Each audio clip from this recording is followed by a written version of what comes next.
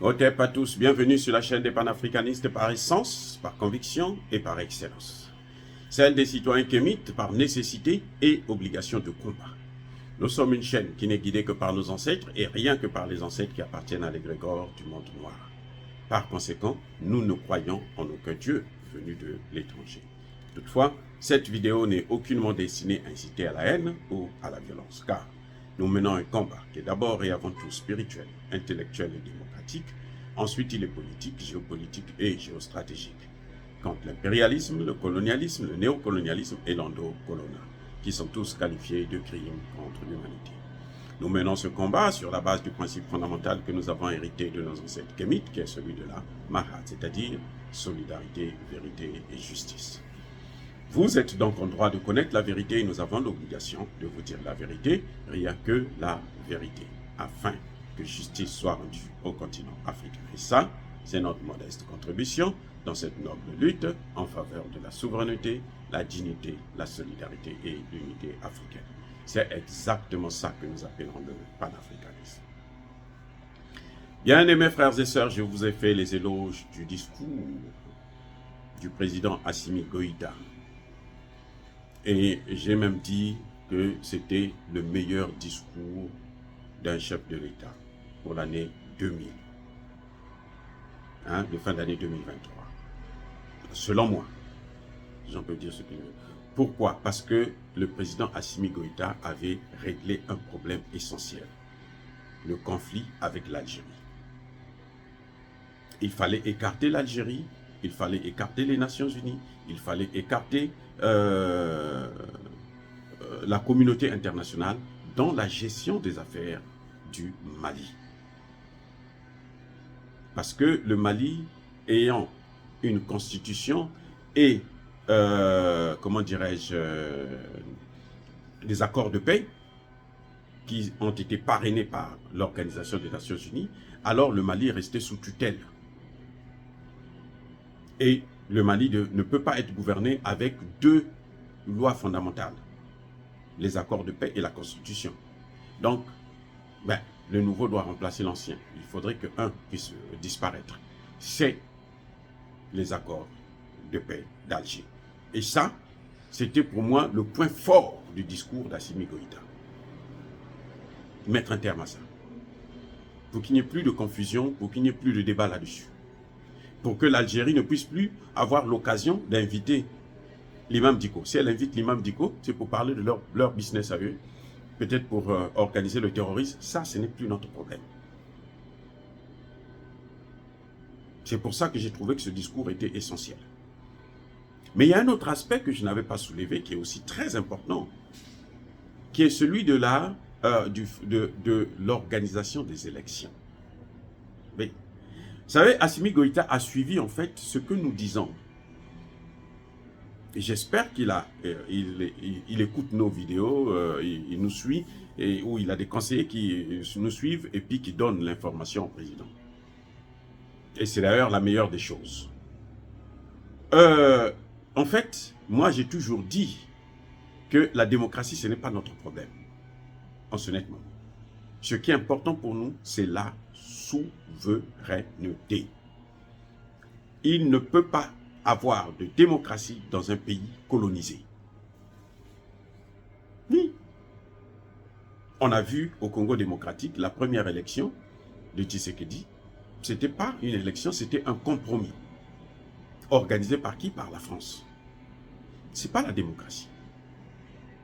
Cette fois-ci, oui, ils n'ont pas pu intervenir, mais en tout cas, même s'il y a eu quelques irrégularités, mais essentiellement, Tshisekedi a gagné l'élection. Et là, il a un contrat avec le peuple, pas avec les Occidentaux. Donc, la démocratie chez nous, c'est un processus qui, je ne dis pas que c'est mauvais, mais c'est bien quand vous êtes indépendant. Donc, la priorité aujourd'hui pour le Mali, c'est de renforcer l'AES et puis voir à la fin de la création de l'AES, quand toutes les institutions de l'AES seront installées, tous les 3 pays organiser les élections au même moment. Avec des intervalles peut-être d'1 mois, 2 mois, 3 mois, mais pas 1 an, 2 ans, 3 ans, non. au même moment, ils organisent les élections. On organise au Mali, on organise au Burkina, on organise au Niger. Et puis bon, on fait partir aussi, fait évoluer l'AES en même temps.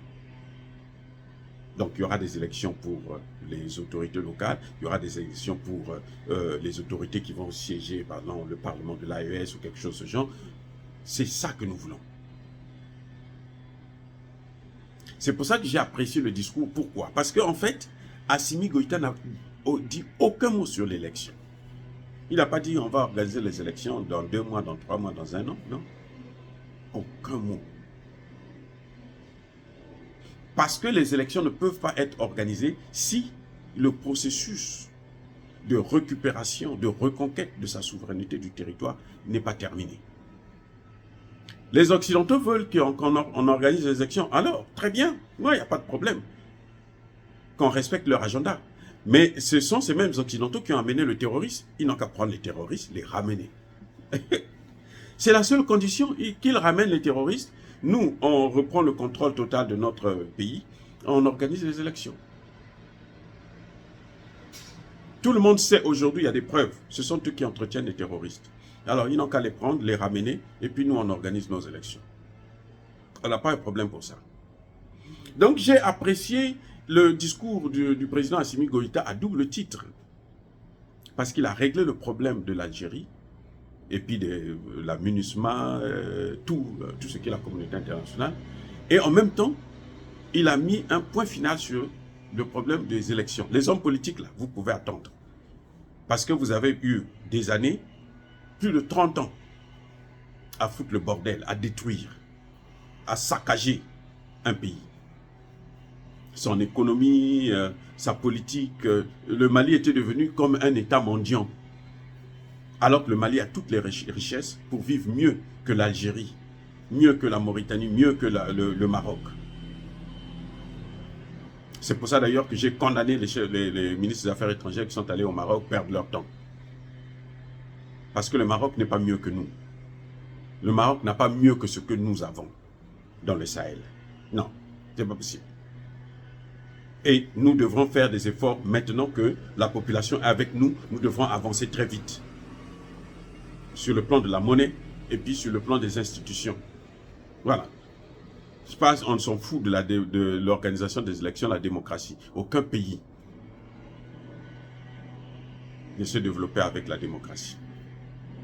Et d'ailleurs, ils sont allés, les Occidentaux ont détruit l'Irak, ils ont installé la démocratie là-bas. Ils sont allés en Libye, c'était pour la démocratie. Qu'est-ce qu'ils nous ont apporté? Le terrorisme. Alors, donc, le discours d'Assimi Goïta sur ce point-là, il est essentiel. Bon, Ibrahim Traoré avait déjà dit, ça, on n'a même plus de doute là-dessus, que tant qu'il n'y aura pas la fin du terrorisme, pas d'élection. Débrouillez-vous les hommes politiques, faites ce que vous voulez. Et je suis d'accord avec lui. Le président Tchani, lui, c'est même pas la peine, c'est pareil, puisque lui n'a même pas encore commencé sa transition. En fait, le Niger n'a même pas encore commencé la transition, puisqu'il n'a pas prêté serment. Donc la transition va commencer là, le jour qu'il va prêter serment. Là, la transition va commencer. Oui. Donc, on est en train de voir qu'il y a une harmonisation de la démarche. Et vous voyez que même dans la lutte contre le terrorisme, aujourd'hui encore, ils ont travaillé, ils ont frappé ensemble, tous les 3 pays, ensemble. Ils sont en train de faire un mal, faire un carnage avec ces terroristes. Mais ils sont nombreux et on continue à les envoyer, bien sûr. Hein. Les frontières du Bénin, du Togo et autres, là, ils continuent à les faire entrer de la Côte d'Ivoire. Voilà ce qui est en train de l'Algérie et de la Mauritanie aussi, d'ailleurs. Donc, je salue encore une fois de plus le discours d'Assimi Goïta parce qu'il n'a pas abordé un seul point, la question des élections. Et ça, c'est le cadet de nos soucis. Les élections, là, ce n'est pas notre affaire. Ceux qui veulent les élections, ils n'ont qu'à aller vivre en France. Ils n'ont qu'à venir aux États-Unis, au Canada et tout, là où il y a des élections. Et puis bon, ils vont faire la politique là-bas. Qu'ils nous laissent, nous, gérer d'abord le terrorisme, gérer notre souveraineté économique, politique, monétaire et sécuritaire, avant de parler des élections. Dire cela, c'est inciter à la haine ou à la violence. Non, Yaba Colère Malembe. Encore une fois de plus, bien aimés frères et sœurs, soyez bénis, abondamment bénis par le Dieu des Kémites et par nos ancêtres angéliques. Mais que tous ceux qui persécutent le continent africain le pillent et le déstabilisent, qu'ils soient noirs, blancs, chinois, arabes, juifs, indiens, qui qu'ils soient punis, maudits, foudroyés, neutralisés, écrasés, effacés par le Dieu des Kémites et par nos ancêtres angélisés. Vive l'Afrique éternelle, j'ai dit et j'assume.